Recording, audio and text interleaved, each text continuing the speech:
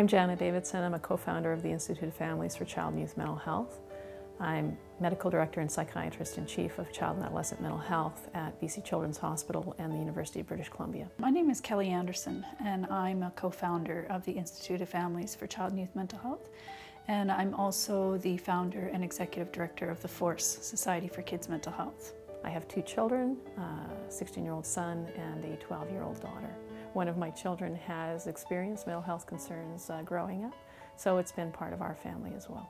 I have two children, aged 20 and 22, and they have had a lifetime of some mental health challenges that we've dealt with as a family.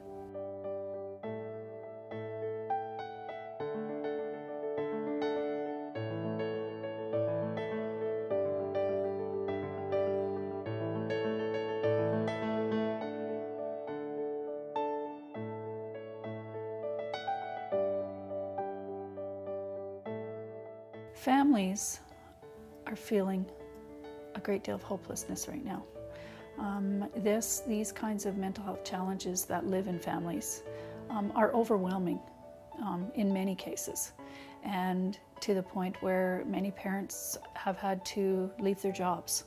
They've left their place of employment in order to be able to support the child that has a challenge. When they end up in the unit I worked in, it's really a crisis, and they were coming in crisis, and I felt it was really important to listen to them, and there had to be a better way of providing those services in a more timely fashion, and we needed to understand what those were from their perspective. Pieces of stigma that completely people weren't aware that even existed until their child all of a sudden has this challenge.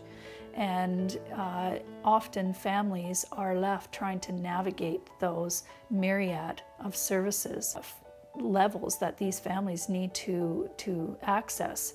And they are rarely consulted about what is actually their needs.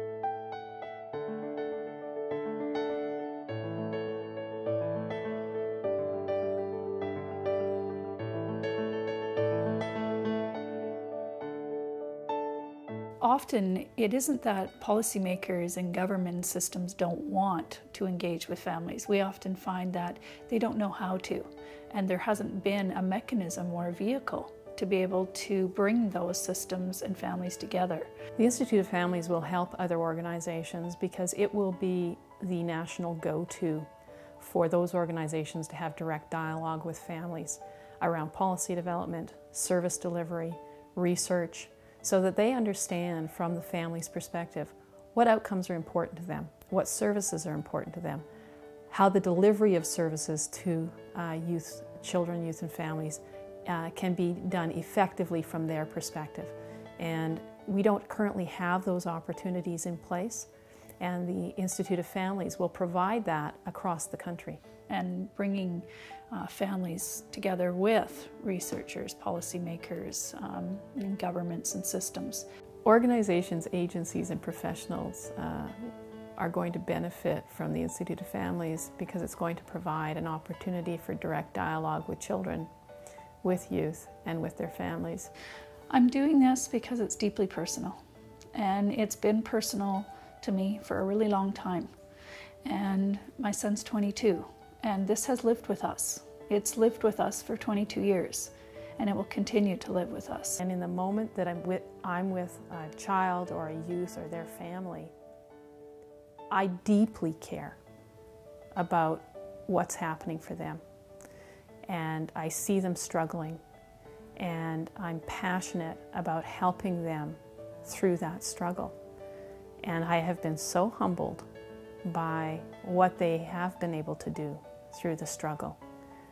And I believe that they are powerful. Children, youth, and families are powerful. And if we can partner with them, then we have an opportunity to make the system better for everybody. Our families can be flourishing.